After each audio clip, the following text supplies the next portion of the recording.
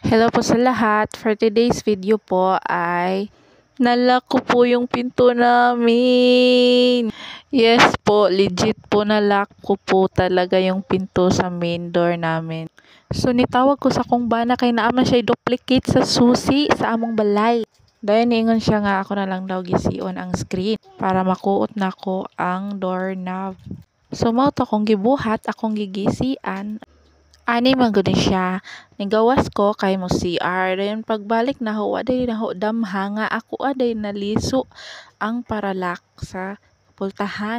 So pagbalik na ko, ga-expect ko pod nga wala na ho nasira kay always magud na ho na isira kay kamera diri. So manglock jud ko diri sa balay namo.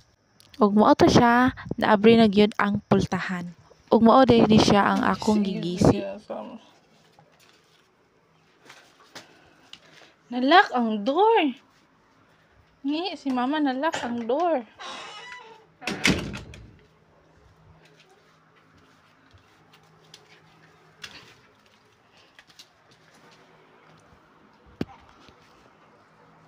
Hello, nalock ang door ni mama.